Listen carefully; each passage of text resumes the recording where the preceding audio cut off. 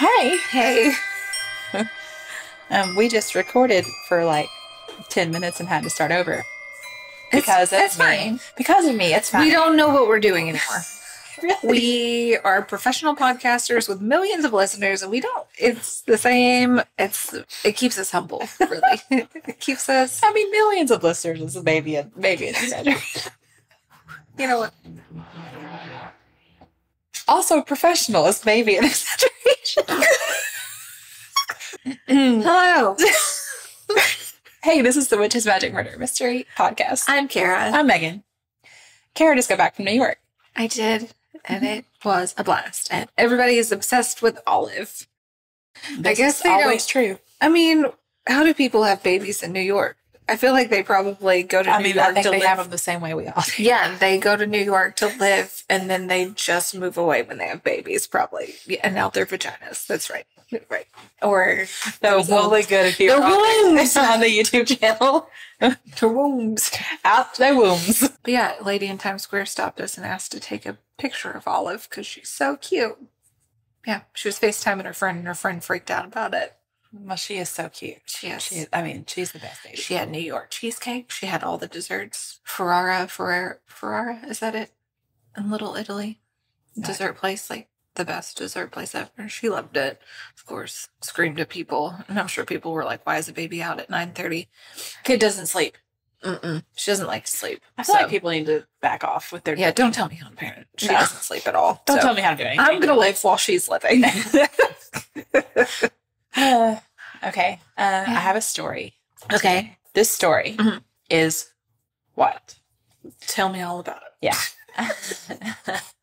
My mom was staying with me this week, I love her. and I needed a certain type of story this week just because of my mental health.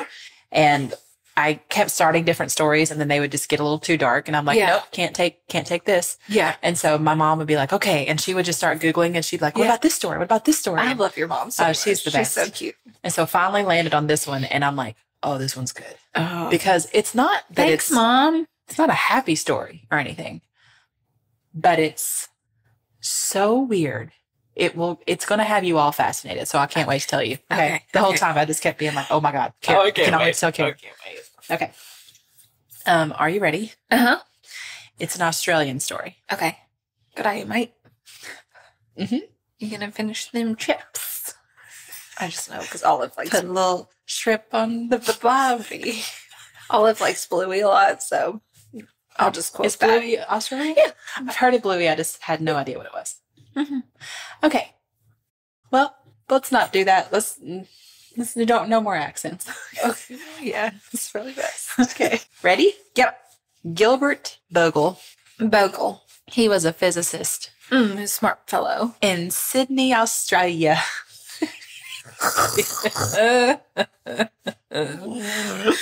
Promise to never do that again. Okay. He was super smart.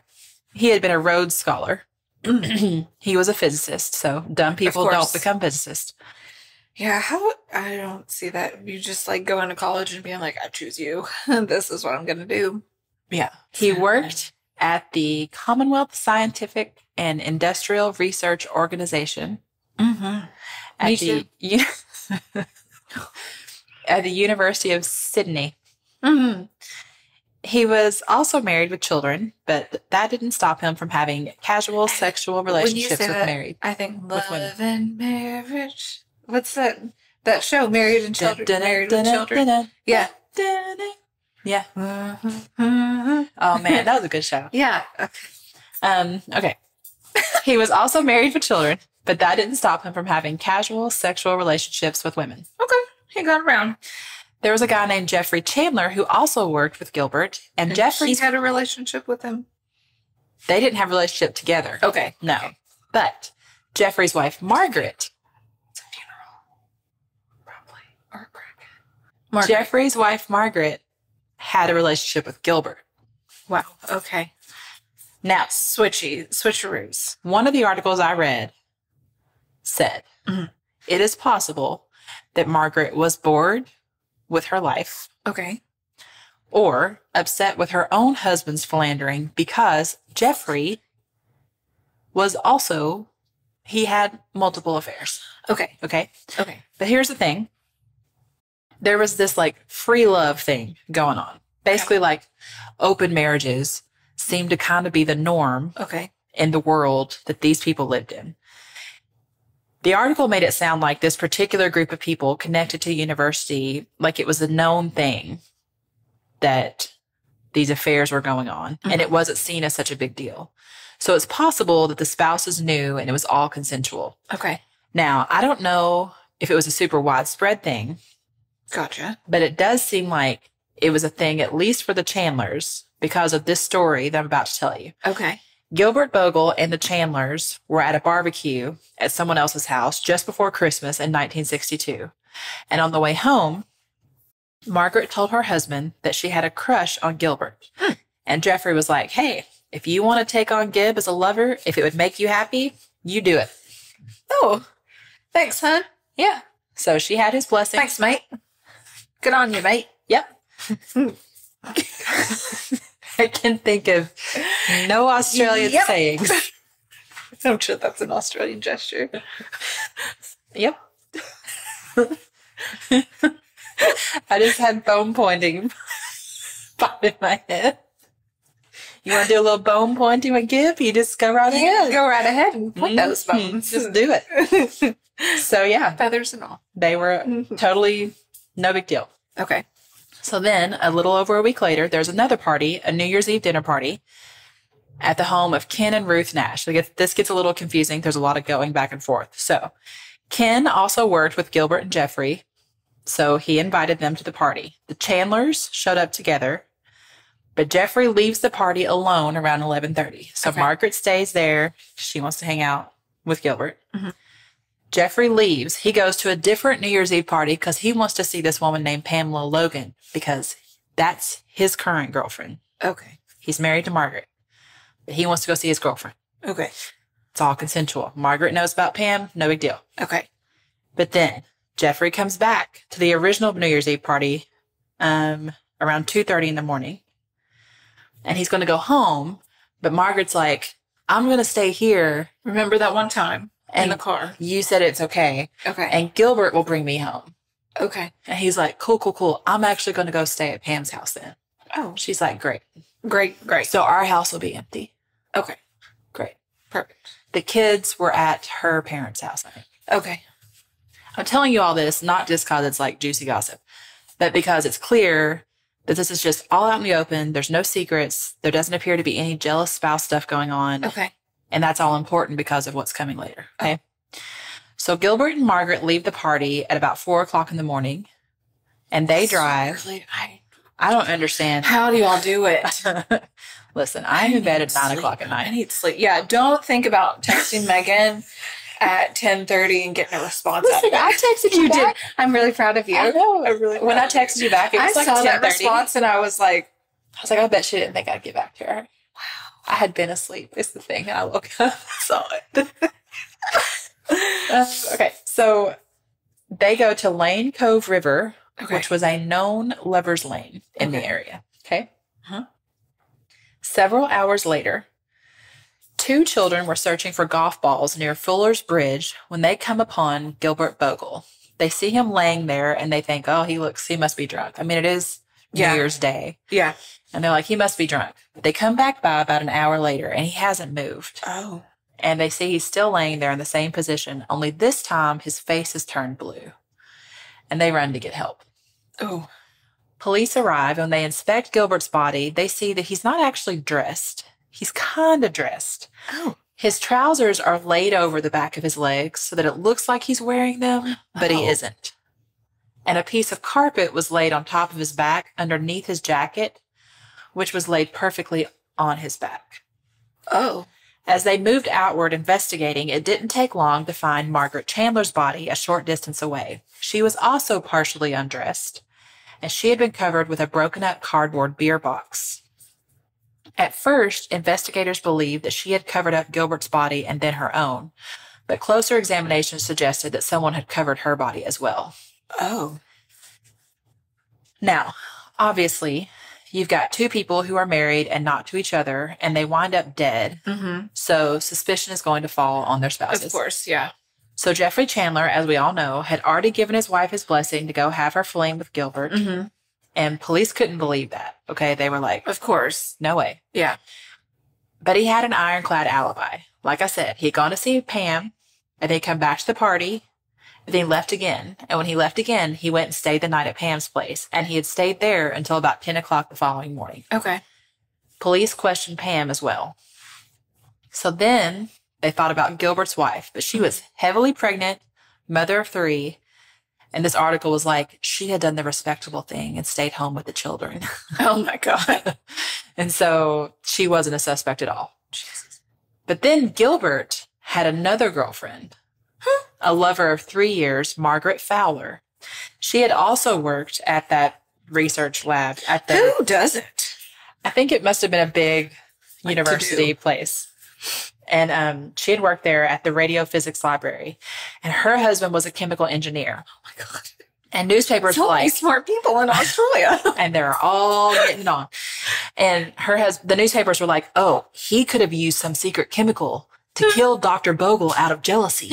But then that didn't really go anywhere. Oh, okay. So things are already weird. Yeah. But they're about to get a whole lot weirder. Oh, what? You have no idea. Okay, wow.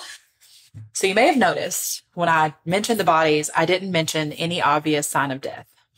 And that's because there aren't any. There's no gunshot wound. There's no knife wound. There's no physical damage to the bodies. No injection sites, nothing. Nothing. Okay. What they do find is this. There are signs of vomit and excrement from both Gilbert and Margaret, along with items of clothing on the exposed bed of the river. Oh. So here's what we're thinking at this point. They go skinny dipping. They went to the Lover's Lane. Uh-huh. They're in the middle of making out. Uh-huh. At this time, from what we know, just after the coroner's examination, the coroner is saying that they hadn't had sex. Okay. So they're in the middle of making out. They hadn't quite gotten to the point of having sex yet, but they are going at it. They're undressing each other, and suddenly they're vomiting and losing control of their bowels. Can you imagine? Right? Like, this is horrific. So it's like poison. Yeah. Except forensic examination showed no trace of any poison. So this case... Food poisoning? They were at a party, but everybody else would have been sick too. Right. And, I mean, they're making out, and it's very sudden and quick. It killed them quickly. Oh, God. So this case caught a lot of attention. It's got high society folks. It's got wife swapping. It's got mysterious deaths. Right. And then there's these rumors that maybe Gilbert Bogle was involved in research for the Cold War, and so someone killed him over it. Oh. At an inquest a few months later... And now he's got the shits. Explosive shits. Okay. Well, they both did, apparently. Yeah. At an inquest a few months later, the coroner concluded that Bogle and Chandler had died because of, quote, acute circulatory failure.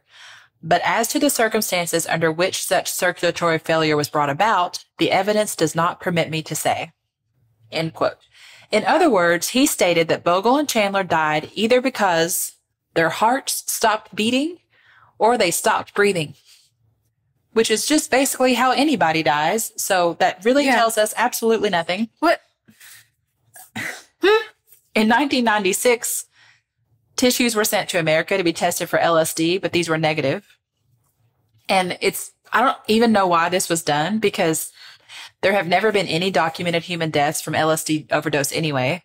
So I have no idea why they decided, let's test these for LSD. Let's send them to America. They might know something about LSD. I don't know. Have you ever seen Fear and Loathing? In 2006, this documentary comes out by this guy named, let's all just have this moment. His name is Peter Butt. I know. Yep. Peter Butt. Peter. The documentary Adam is called Who Killed Dr. Bogle and Mrs. Chandler, and it aired on ABC. And here's where we're going to get to what seems to be the most accepted cause of death. Maybe. Okay.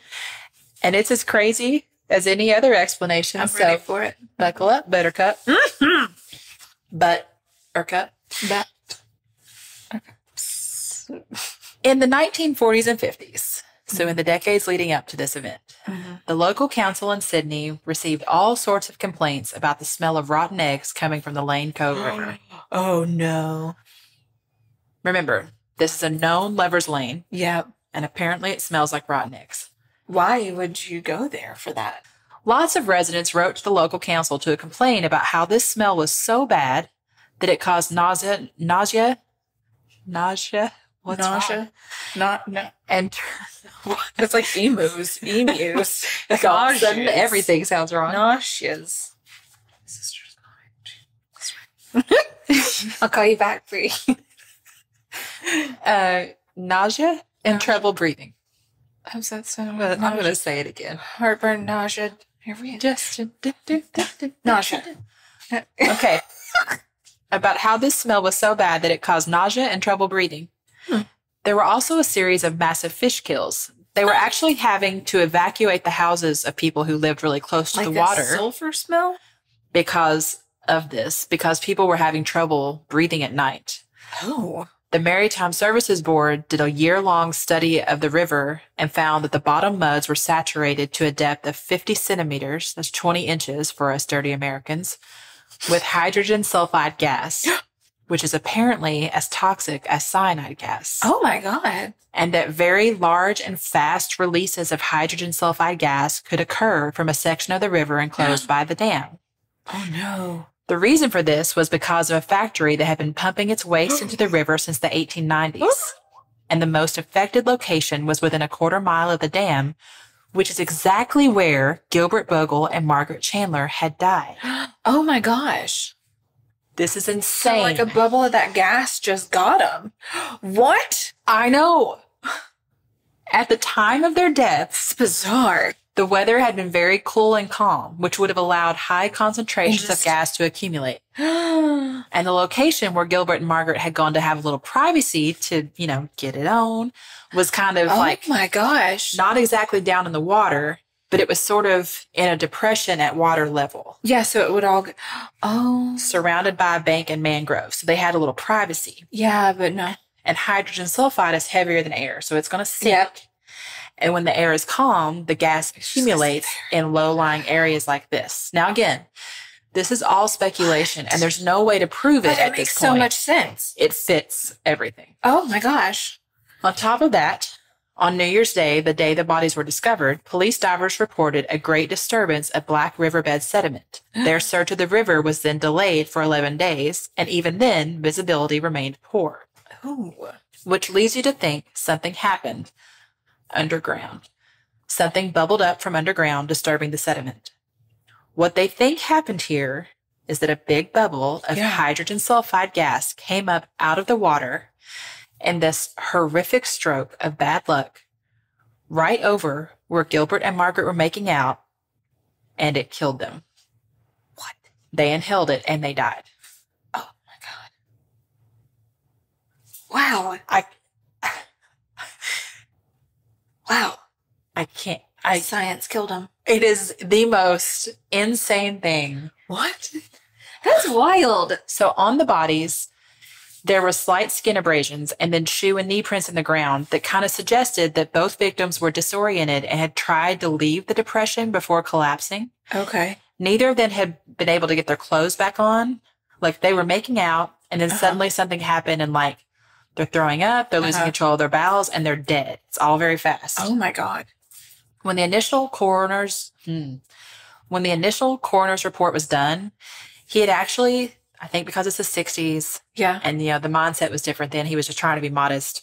He had suppressed the part of the pathology report that said there was semen on Gilbert's body. Remember how I said? Oh, yeah. Initially, they were like, oh, they hadn't had sex yet. It may not have been true. And maybe they hadn't had intercourse yet, right? Yeah. But there was semen on Gilbert's body and coat. This suggests they were really in the middle of sex or very close to it. Right. So it seems clear that they weren't suffering from any early effects of any sort of poisoning. It just hit them. They were totally fine, really enjoying themselves, and then they weren't. Dead. Oh, my gosh. If you're still not convinced, Gilbert and Margaret's blood had a purple discoloration, which is a characteristic of hydrogen sulfide poisoning. So when I read all this, I was like, how could they be having sex with this awful smell there? Yeah. And then I read about the levels of hydrogen sulfide and its effect on the body. Okay. And we don't have the measurements of hydrogen sulfide at the river that day. Okay. But there is anecdotal evidence of levels of up to 100 parts per million being common in the area on still days. And we already know that the weather had been still there for several days. So hydrogen sulfide does have this rotten egg smell, but only up to 50 parts per million. From 50 to 100 parts per million, the smell becomes sweet. And then once it goes over 100, it paralyzes the olfactory nerve almost instantly, so you won't smell it. Oh. And it's a gas, so you're not going to see it. Right. And then once it goes over 200 parts per million, it causes respiratory failure in seconds. At 1,000 parts per million, a single breath causes instant cardiac arrest. Oh my gosh. Time for a science lesson. Oh, I love these. As I already said, hydrogen sulfide is heavier than air, and in the cool of the morning, it hovers at ground level. Mm-hmm. Remember, Gilbert and Margaret. Fog. Exactly. Gilbert and Margaret left the party at like 4 a.m., so we can assume that we're getting into those early morning hours where hydrogen sulfide would be naturally hovering at the ground level anyway. And they chose this ground level private spot to make out. And the gas would pool in hollows or depressions on calm days, and it needs a breeze to like make it blow around and dissipate. So here's a direct quote from one of the articles.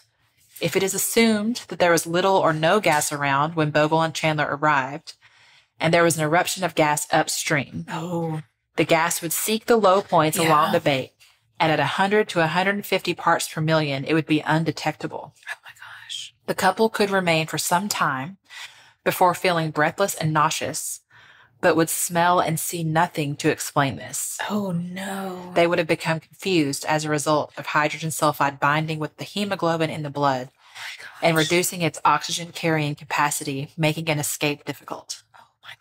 And then they died. That's crazy. So what about the bodies being covered up? So this took a while to figure out. But Peter, the guy who did the documentary, he figured this out. So he thinks that it was this greyhound trainer who walked his dogs in that area every single day. They think that he was actually the first one to discover the bodies, but he didn't report it. He did, however, cover them up. They think out of modesty because apparently he was famously prudish and got really uncomfortable at the sight of human flesh. Oh. And I read something about Margaret's handbag being found kind of far away. So they think it might be possible that he might have even taken it. I'm not sure. That's just a theory. Yeah. So they said that could be another reason why he didn't report the bodies. Yeah. So he could have been just really uncomfortable with the whole thing and didn't want to be involved. Right. Covered up the bodies to preserve their modesty. Yeah. And left. So someone, whether it was him or somebody else, covered up the bodies. Okay. But they weren't involved with the deaths. Man. Lastly, there might be an eyewitness to support the hydrogen sulfide story. Okay. And they survived? Possibly.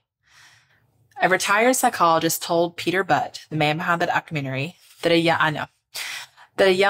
just imagine growing up with Butt as your last name. I know, I can't handle it either. A young woman told him, and he doesn't know her name, the psychologist. Okay. He said a young woman told him that she and her girlfriend had gone to that same riverbank on the night that Gilbert and Margaret died. They had attended a New Year's Eve party, not the same one, and saw another couple arrive, and they watched from the bushes while Gilbert and Margaret got it on. Knocking boots. I just really felt like we haven't used knocking boots in a while. No, it's been probably get it out there. Yeah. Now, so this is hearsay. It's the psychologist's recollection of the young woman's eyewitness account 2 years after Gilbert and Margaret died. Okay. As far as I can tell, they have made pleas to get this young woman to come forward, but who knows if she's even still alive. And no one has come forward. But according to this story, at some point, the girl heard Margaret say loudly to Gilbert, "Why have you stopped?" And he said nothing. And she said, "Keep going." And then suddenly, Margaret grabbed her throat and made a strangling noise and got up and staggered off. And after a few minutes, Gilbert rolled over and moved away from the water and up the slope. Now, this story matches the scene. Where they were, yeah. But it was also told 2 years later. Yeah, so they could have seen it in the news. It could have been made up to match the scene. Yeah. So who knows if it's true. Dang. And then the girl did say that she and her friend had smelled some rotten egg gas, but it seemed to go away as they moved closer to the edge of the water. They were there looking for their purse. As they searched, they discussed why had the couple acted so strangely, but they were like, well, maybe they were on drugs or something. Oh. And then later, when this became a big news story, they kept quiet for a reason. Like I said, the young woman was there with her girlfriend. And at the time, homosexuality was a crime in Australia. Oh, jeez. And the psychologist said that he also believed that she was from a prominent Catholic family, which probably made it even more stressful to be faced with explaining that she was out there with her girlfriend. Yeah. So she didn't go to the police with her story. So if this is it, if this is what happened, I fully believe that. talk about being at the wrong place at the wrong time. Yeah. And apparently it had never happened before. Why is it so much louder here than it was on the other side? It's so strange. That's so weird. If this is it, if this is what happened, just talk about being at the wrong place at the wrong time. Yeah. And apparently it had never happened before or since. Like, this is it. What an insanely horrible stroke of luck. Yeah. Stroke of bad luck. You're just trying to... How many strokes does it take? No. Stroke of... Nope. How many strokes? No. No. No. I just can't believe Crazy. Like, who knew this could even happen? No. No. Ew. What? I just bubbled up. You can be killed by the river. Just around the river. I just can't believe it. What? When I started reading it, I was like, there's no way this is real. This is just some insane theory. And then the more I read about it, I was like, oh my gosh. Oh, that's real. It's very real. I fully Especially the believe that. purple tinged blood part. Yeah. I was like, oh, this is what happened. Yeah. Wow. Science. Oh, he lived by science and died by science. It's really kind of so sad. Yeah. And she had her husband's blessing and she finally had to get it on with her crush. And then they got killed by science. Rotten egg. Like a horrible smell.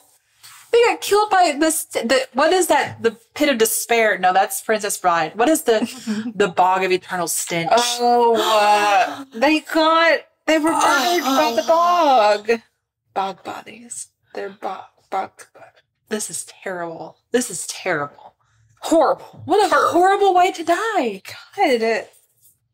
Wow. New fear unlocked. But it had to have happened so quick they didn't really even know what hit them. They would have been so confused at the time. And then they were both gone. Wow. And their poor kids. They did say, the article I read, like for years and years, because this documentary with this theory didn't come out until 2006. And they died in like 62, 63. Okay. And so it said like for years, their kids were just like left. What happened? Like, we have no idea what happened. You know, their families are just completely. And then this documentary comes out and they have to find out that way? But they were thankful to like have answers. Yeah, for sure. Oh my gosh. And when Peter went to, I think he went to, maybe it was the original coroner or pathologist and was like, here's all this information. And that, I don't know if it was the original or not, but whatever pathologist he spoke to was like, oh my gosh, this all makes sense. Yeah. I can't. It is the craziest thing I think. The river got it.